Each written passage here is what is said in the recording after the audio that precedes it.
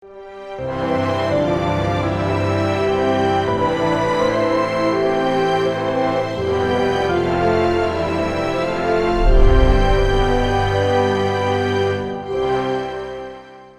역설의 신앙 시리즈 그 14번째 시간입니다. 역설의 신앙 그 14번째 시간. 오늘은 갈등의 아름다움. 뭐예요? 좋은 게 좋은 것이 아니다 라는 제목으로 하나님의 말씀을 증거토록 하겠습니다. 뭐라고요? 갈등이 어찌 아름다울 수 있겠습니까? 갈등은 피해야 될 것이고 부정적인 것이 갈등 아닙니까? 그죠? 그런데 오늘 역설적으로 이 갈등의 선기능이 있다는 거예요. 갈등이 실로 진정 우리 삶 가운데 유익하고 아름다울 수 있다는 것을 설교하려고 합니다. 오늘 이 갈등의 선기능, 갈등의 아름다움을 여러분의 능력으로 소유할 수 있기를 주님으로 축복합니다. 첫 번째, 갈등이 아름다운 이유는 소중한 가치를 지키기 위해서는 얼마든지 갈등하라. 한번 읽어볼까요? 시작.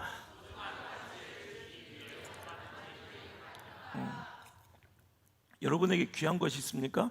그 귀중한 것을 빼앗기거나 손상시키려 한다면 우리는 그것을 진짜 소중하게 여기고 있는지, 진짜 그걸 귀하게 여기고 있는지를 보려면 그걸 갈등하는지를 보면 돼요. 소중하고 귀중한 것을 빼앗기거나 그것을 훼손당하는데 갈등하지 않는다면 그건 귀중한 게 아니죠. 여러분에게 정말로 소중하고 귀중한 것이 무엇입니까? 그것을 지키기 위해서라면 얼마든지 갈등할 수도 있다가 아니라 오히려 갈등해야 된다는 거예요. 기독교는 화평과 화목의 종교입니다. 화평의 신앙이에요. 화평과 화목을 얼마나 중요하게 강조하는지 몰라요. 자, 일례로 로마서 12장 18절의 말씀에 할 수 있거든 너희로서는 모든 사람과 더불어 화목하라 이래. 갈등하지 말고 할 수 있나, 가능한 한 모든 사람들하고 화목하게 지내야 된다라고 말씀하시고, 고린도후서 5장 18절의 말씀에 보면 모든 것이 하나님께로서 났으니 그가 그리스도로 말미암아 우리를 자기와 화목하게 하시고 또 우리에게는 화목하게 하는 직분을 주셨다라고 말씀하세요. 자, 무슨 얘기예요? 기독교는 화목의 신학이에요. 하나님과 우리가 불화한 거예요. 우리는 죄인됨으로, 하나님과 원수됨으로 하나님과 화평을 이룰 수, 화목할 수 없게 되었을 때 누가? 예수 그리스도께서 이 땅에 오셨어요. 그래서 다리의 역할, 십자가로서 가장 이 세상의 멋진 다리죠. 연결의 끈이죠. 하나님과 화목할 수, 도저히 화평할 수 없는 우리와 하나님의 관계를 화목시켜 주신 거예요. 할렐루야. 그래서 하나님과 우리를 화목시킨 이후에 우리에게도 또 직분을 주시기를 화목의 직분을 주셨다. 여러분, 그래서 또 이게 또 역설적으로 또 다음 주에 또 이 말씀으로 또 설교할 거예요. 여러분, 우리 화목하고 화평을 추구하고 지켜가야 될 사명 직분자들이라는 거예요. 그런데 왜 갈등하라뇨? 그죠? 여기서 중대한 대전제가 있는데, 자, 오늘 말씀을 다시 한번 고린도후서 5장 18절 여기서부터 한번 읽어볼게요. 그 뒷절까지 한번 읽어볼게요. 시작. 모든 것이 하나님께로서 났으니 그가 그리스도로 말미암아 우리를 자기와 화목하게 하시고 또 우리에게 화목하게 하는 직분을 주셨으니 곧 하나님께서 그리스도 안에 계시사 세상을 자기와 화목하게 하시며 그들의 죄를 돌리지 아니하시고, 그러므로 우리가 그리스도를 대신하여 사신이 되어 하나님이 우리를 통하여 너희를 권면하신 것 같이 그리스도를 대신하여 간청하노니 너희는 하나님과 화목하라. 여러분, 우리는 화목하며 살아야 돼. 근데 그것보다 앞서 가장 중요한 게 누구예요? 하나님과의 화목이에요. 그러니까 이 십자가가 우리 기독교 신앙의 진수예요. 하나님과의 화목, 또 이웃과의 화목. 근데 무엇이 중요하냐? 먼저 선행되고 전제돼야 되느냐? 하나님과의 화목이에요. 그러니까 오늘 자, 인간, 세상과의, 시대와의 화목과 화평, 평화를 위해 이 화목과 화평을 깨트려서는 안 된다는 거예요. 거꾸로 이 화평과 하나님과의 화목과 화평을 위해 때로는 내가 오히려 세상과 나의 사랑하는 관계와 갈등할 수 있어야 된다는 것이 오늘 말씀의 핵심이라는 거죠. 진정한 화평과 화목을 지키기 위해서는 실은 거룩한 분노와 갈등이 있어야 하나님과의 이 화목과 화평을 지켜나갈 수가 있다는 것을 오늘 설교하려고 해요. 이 모습을 보이신 분이, 이 모델이 되신 분이 바로 오늘 본문의 예수님이세요. 우리가 평소 알던 예수님의 모습, 온유하게 복음을 선포하시며 정말 너무나도 화평하고 긍휼이 많으신 분의 모습으로 죄인들과 병자들과 어린아이와 같은 사회적 약자들을 그렇게 그토록 품으셨던 우리 예수님의 모습은 온데간데 없고, 오늘 여러분 읽은 본문의 예수님은 어떤 모습이에요? 너무 두렵지 않아요? 너무 무섭지 않아요?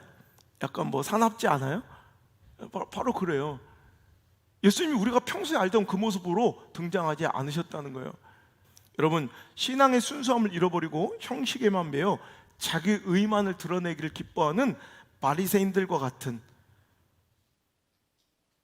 정말 이런 신앙인들에게는 또 타락하고 변질되어 사람들 눈에 보이고 띄는 권위에만 신경 쓰고 물질의 유익에만 탐닉하는 종교 지도자들, 아니 종교 권력자들에게는, 또 그들에게 빌붙어서 장사꾼들 마냥 교회 안에서, 신앙 안에서, 그 관계 안에서 물질의 유익만 추구하고 있는 그런 장사꾼 같은 성도들에게는 예수님은 가차없이 우리가 평소에 알고 있던 온유함과 화목함을 버리시고 때로는 징계와 오늘도 분노의 채찍을 드실 수 있는 분이라는 거예요.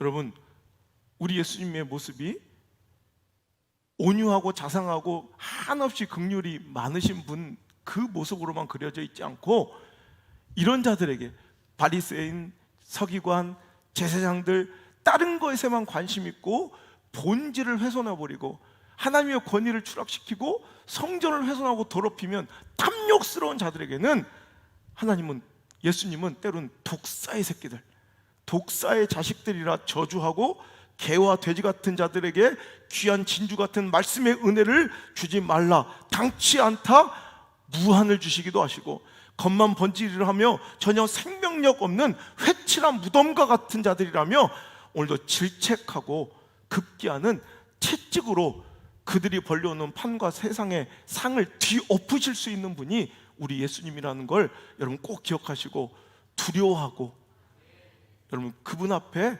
정직하게 설 수 있는 저와 여러분 되시길 주의 이름으로 축복합니다. 오늘 본문의 말씀의 배경을 설명드리니까 6월절인 명절입니다.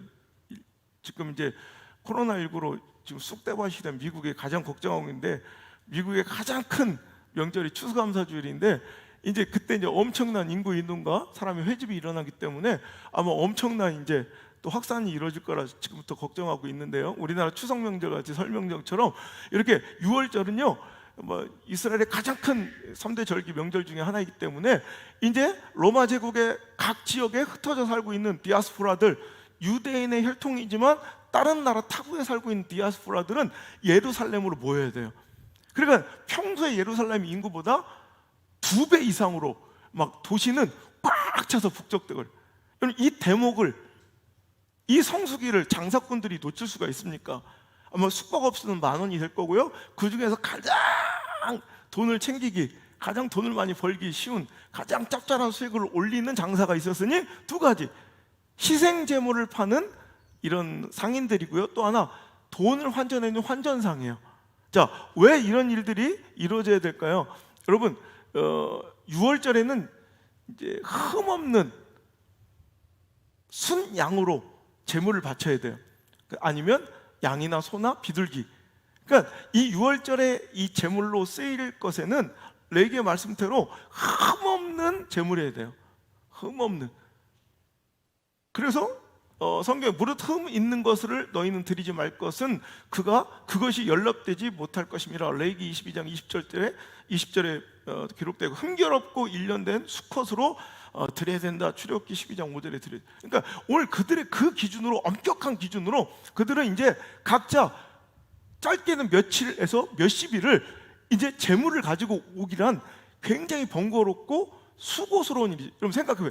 가는 도중에 흠이 생길 수도 있잖아. 그리고 자기는 흠없다고 생각했는데 제사장이 그걸 검수하거든요. 엄격한 기준으로. 근데 딱 했는데 흠이 없다고 데려왔는데 보니까 그게 흠이 있어. 그럼 어쩔? 그럼 어떡할 거야? 그러니까 그럼 빨리 이제 대체해서 흠 없는 환정받을 수 있는 진짜 재물을 사고, 걔는 또 어떻게 해야 돼? 아주 헐값에 팔든지 다시 데려가야 돼. 엄청 수고로운 거죠. 그러니까 그것을 놓치지 않고 이 종교 권력자들, 장사꾼들이 협착돼서 미리 검표를 받은, 미리 제사장들에게 제물로서 충분하다라고 검사를 박은, 우리 돼지 엉덩이에 도장 찍어주냐, 파란 도장 찍은 것처럼, 도장은 있었는지 모르겠어요. 하여튼 미리 제사장한테 검수받은, 인정받은 제물을 미리 딱 확보해두고 파는 장사꾼들이 도처에 있었어요. 여러분이 장사하면 그 대목을 놓칠 거예요? 당연히 그 엄청난 돈을 그냥 일반 양보다 훨씬 더 비싼 값에 팔 수 있을 거 아니에요. 그죠? 그런 또 사람들이, 여러분 장사 몫이 있을까? 목 중에 가장 좋은 몫이 어디요? 성전 마당이지 뭐. 깔때기처럼 무조건 거긴 들어와야 되잖아. 물론 바깥에 어디서도 이렇게 사서 바로 앞에서 들어올 수도 있지만, 그런 사람들이 무조건 모이는 핫플레이스, 성전 마당에는 이런 장사꾼들이 판을 치고 있었다는 거예요. 거기다 환전상들, 돈 바꾸는 사람들. 왜 돈을 바꿔야 되냐면, 그때 헌금을 드릴 때는 그 성전에는, 예루살렘 성전에는 무조건 유대 동전 반세겔만 받았대요. 그러니까 왜냐하면 다른 로마 제국에서 갖고 온 다른 동전들은 그 동전 표면에 가이사의 초상이 새겨져 있기 때문에 우상 숭배로 간주되는 거예요. 다른 나라, 다른 제국에서 온 사람들도, 디아스포라들도 그 동전마다 새겨 있는 다른 초상들이나 혹은 불순한 물질들로 주조된 동전일 수도 있다 생각해서 이건 흠이 있는 거야. 그래 항상 돈을 갖고 와서 결국은 유다 동전으로 바꿔서 반세겔을 내야 된단 말이에요. 그러니까 환전상들이 거기서 엄청난 수수료를 받고 돈을 바꿔주는 거예요. 그거를 바라보시는 예수님은 그걸 그냥 둘 수 없었어요. 내 집은 만민이 기도하는 집이고 아버지께 예배하는 집인데, 이런 장사꾼들이 웬 말이야? 갑자기 주변에 소, 양을 잡아 매두었던, 장사꾼들이 팔기 전까지 묶어뒀다 버려뒀던 이 끈들을, 노끈들을 불러 모아서 채찍을 만드시더니 그 채찍을 막 휘두르시고, 그리고 상을 막 엎으시는 거예요. 왜 그러셨을까요? 예수님은 주의 전을 너무너무 사랑하시기 때문에, 하나님과의 교제를 너무너무 소중하게 여기시기에 용납할 수가 없었던 것입니다. 이것이 예수님을 위기에 빠뜨리고 그의 신변에 위험을 초래할 것을 예수님은 아셨지만, 제자들도 그런 거예요. 그렇게 하시자 아이고 저 큰일 났다, 이제 예수님은 완전히 찍혔다. 제자들이 뭐라 그래요? 마지막으로 제자들이 성경 말씀에 주의 전을 사모하는 열심히 나를 삼키리라 한 것을 기억하더라. 주의 전을 사랑해서 이것들을 그냥 볼 수 없어서, 그 성전을 더럽히고 훼손하는 것들을 그냥 볼 수 없어서 예수님은 갈등하고 분노를 표출하셨지만, 이것이 그를 삼키게 될 것이라는 것을 제자들도 아는 거고, 실제로 마가복음, 동일한 이 본문이 기록되어 있는 마가복음에 보면요, 마가복음 11장 17절 18절 볼까요? 그 전 내용은 똑같고요. 시작. 이에 가르쳐 이르시되 기록된 바 내 집은 만민이 기도하는 집이라 칭함을 받으리라 하지 아니하였느냐? 너희는 강도의 소굴을 만들었도다 하시매. 18절. 대제사장들과 서기관이 듣고 예수를 어떻게 죽일까 하고 꾀하니. 이렇게. 그러니까 그때부터 대제사장들과 서기관들은 예수를 어떻게 죽일까를 작정하고 일을 가는 거예요. 이렇게 되실 줄 예수님 모르시는 게 아니에요. 그래도 해야 된다는 거죠. 우리도 용납해서 안 될 것들을 시대의 흐름이라, 대세라, 요즘 다 그래, 좋은 게 좋은 거야 라고 여러분 갈등을 피하고 비겁하게 타협하며, 여러분 일신상의 안위를 탐하는 장사꾼은 아니었는가, 강도들은 아니었는가를 오늘 이 말씀을 통해 한번 점검해 보시는 저 여러분 되시기를 주 여러분 축복합니다. 두 번째, 갈등의 아름다움. 두 번째는 갈등을 보면 그 사람의 정체가 드러나기 때문입니다. 뭐라고 한번 읽어볼까요? 시작.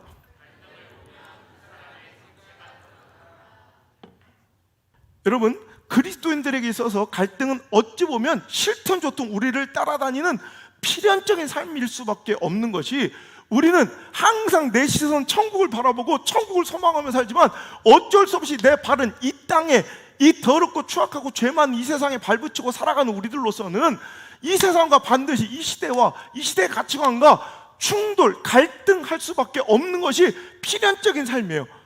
왜? 우리는 하늘의 소망과 가치를 타고 올라가고 싶어하고 세상 사람들은 세상의 가치관을 가지고 타고 올라가길 원하니 우리는 당연히 부딪히고 살아가야 돼. 우리가 뜬구름처 구름 위에 살거나 우리가 천국 위에 살면 그럴 일이 없겠지만, 우리가 천국을 소망하며 그 가치관으로 살지만 이 땅에 어쩔 수 없이 발붙이고 살아가며 이 세상의 가치관과 이 시대의 사람들과 죄와 종욕들과 매일 마주대하고 살 때에는 우리는 어쩌면 필연적으로 갈등을 항상 가지고 살아야 되는, 품고 살아야 되는 존재가 바로 그리스도인일 수밖에 없다는 거예요. 그러니까 이거예요. 우리가 세상에 살면서도, 여러분, 우리는 그리스도인이잖아요. 믿음의 사람이잖아요. 세상의 가치관을 뛰어넘은 천국의 소망을 가지고 살아가는 사람이잖아요. 근데 여러분, 직장은 뭐예요? 돈 버는 공동체예요. 정당은 뭐예요? 권력을 추구하는 공동체. 아니, 그런 거예요. 직장이든 사업장이든 돈을 추구하는 그곳에 들어가서 내가 갈등이 없다, 이 땅의 가치관으로 살아가는 사람들을 만나서 갈등이 없다, 이것은 둘 중에 하나라니까. 내가 세상이 감당할 수 없는 믿음으로 내 주변의 모든 세상을 다 완전히 정복해서 무릎을 꿇겠던가, 아니면 내가 어느 순간 그리스도인다운 성품과 단물이 쪽 다 빨아먹히고 그들과 전혀 충돌하지 않을 만큼 비슷해져 동질화돼 있던가. 둘 중에 하나예요. 여러분, 영적 지도자로서 저는 수많은 갈등을 매일 마주대하고 살아요. 갈등이 연속이에요. 개척부터 지금까지 곧 있으면 이제 17주년 하고 이제 18년에 들어가는데 갈등 계속. 그런 저를 스스로 말씀을 준비하면서 꾸짖고 또 위로하기를, 목회 중에 갈등이 없다는 건 둘 중에 하나가 아니겠는가라고 제가 스스로 생각해 본 거예요. 여기서 선포된 하나님의 거룩한 말씀에 우리 모두가 싹 다 깨어져 전부 다 거룩해졌든지, 아니면 주의 종이 비본질 세상 시대의 사람들과 대충 타협하고 비굴하게 팔로워의 눈치나 보며 적당하게 맞춰주고 모두 함께 타락하고 변질되고 있든지, 둘 중에 하나일 거라는 거죠. 세상이 감당할 수 없는 믿음으로 세상을 다 정복했든지, 아니면 내가 거의 굴복당했든지, 목회자의 선포된 말씀 우리가 모두 성화됐든지, 아니면 목회자가 변질됐든지, 그러기 전에는 끊임없이 우리 안에 갈등이 있어야 되고 그 갈등은 아름다운 것이에요. 그러니 갈등을 두려워하거나 더 이상 슬퍼하지 말자. 이게 지난주에 저의 고백이에요. 모세처럼. 모세 끊임없이 갈등해요. 백성들과 끊임없이 충돌해요. 그 길이 맞다, 그게 진짜다. 그게 제가 지난주에 받은 답이에요. 우리 개신교라고, 개신교 약간 우리 개자 들어가면 무조건 싫어하잖아요. 개신교.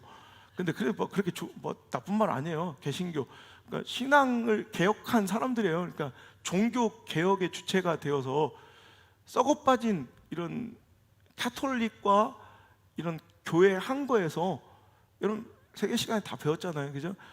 아주 막 부패할 대로 부패한 우상 숭배나 다름없는 그런 카톨릭과 결별하고 저항해서 나온 자들 개신교라고 그래요. 그래서 우리 교회를 개신교라고 하잖아요. 개신교들 무조건 대나가나 승질 좀 내죠. 그런 갈등은 없어야 돼. 뭐라고 개라고 했어 막 이러지 말고, 그 개신교예요. 그걸 영어로 프로테스탄트 그러죠. 프로테스탄트의 어원은 프로테스트예요. 프로 앞에 테스트, 뭐 보다 목격하다. 그러니까 프로테스트는 그러니까 증언하다라는 의역이 있대요. 그러니까 증언, 그러니까 판사 앞에서 증언하는 거예요. 그러니까 억눌리고 억울한 사람이 검사가 막 공격하잖아요. 전 죄가 있다고. 그럴 때 다른 사람은 자기 일신상 유익을 위해서 자기에게 미칠 손해를 때문에 못 움직여. 이렇게 아무도 안 나서 그때 저 있습니다. 그거 잘못됐습니다. 이런 사람이 프로테스트. 그 프로테스탄트는 항거하는 사람, 뭔가 반대하는 사람, 의견을 제시하는 사람, 이견을 제시하는 사람들이에요. 그러니까 저항하는 자예요. 그러니까 프로테스탄트는 어찌 보면 기독교인들을 조롱하고 약간 비꼬는 말이었어요. 아, 저것들 또 저러네, 또 저러네. 아이고 저들 또 항거하네, 또 저항하네, 또 반대하네. 어찌 보면 여러분 거룩한 갈등에서 비롯된 우리의 정체성, 프로테스탄트, 이게 그리스도인이란 말이에요. 인정을 못하는 거예요. 이해를 못하는 거예요. 난 여기서 빵 터져서 여기서 결말을 내려. 그러니까 설교가 길어지는 거예요. 주여, 여기서 결말을 안 내면 어떻게 해야 되니? 다 여기서 눈물을 난 흘린다 이렇게 돼 있거든. 그럼 그때 예수의 길을 부른다 이렇게 돼 있었는데 큰일 났네. 좋다. 예수님이 이렇게 말씀하셨어요. 내가 너한테 화평을 주러 온 줄 착각하지 마. 난 너한테 검을 주러 왔어. 이 말을 우리는 꼭 기억하셔야 돼요. 마태복음 10장 34절에 내가 세상에 화평을 주러 온 줄 생각하지 말라. 화평이 아니요 검을 주러 왔노라. 뒷말씀은 더 우리를 고통스럽게 하죠. 내가 온 것은 사람이 그 아버지와 딸이 어머니와 며느리가 시어머니와 불화하게 하려 함이니 사람의 원수가 자기 집안 식구라. 가가지고 집안에서 싸우라는 말이 아니에요.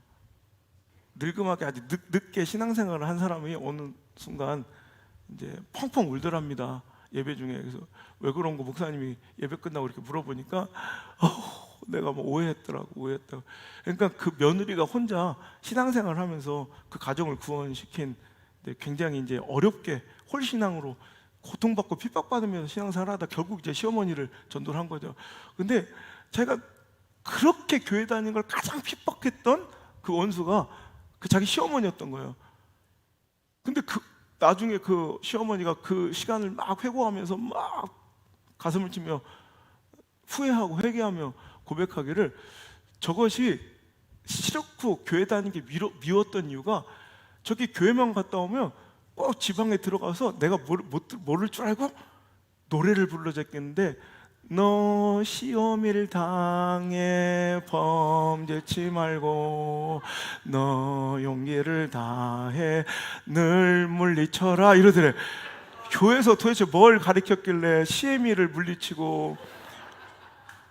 어찌 보면 이 갈등은, 그런데 자기가 교회를 다니다 예배를 드리다 보니까 어머, 그게 아니었던 거야. 너 시험을 당해, 용기를 다해 물리쳐라 가는 시험을 당해였던 걸 자기가 바깥에서 듣기엔 시애미를 당해 범죄치 말고 막. 여러분, 어찌 보면 자기 집안 식구가 가장 원수일 수도 있다는 거예요. 그러니까 자기 신앙생활과 믿음의 본질을 지키기 위해서라면 그냥 무조건 막 가족들과 싸우라는 게 아니라 갈등도 불사해야 된다는 거예요. 이단들은 정말 다단계나 사기꾼들은 가족도 팔아먹어요. 그걸 지키기 위해서.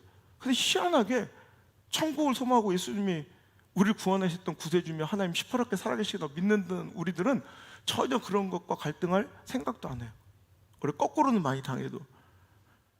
여러분, 채찍을 두고 상을 뒤엎으시며 그 열심, 주의 전을 사랑하는 열심으로 자기가 삼킬 줄을 알면서도 그 고통과 손해를 감수하며 그렇게 무섭게 맹렬하게 분노를 표하셨던 사자 같은 그 예수님의 모습이 단전히 2000년 전 예수님의 사건으로 끝날 것이 아니란 말이에요.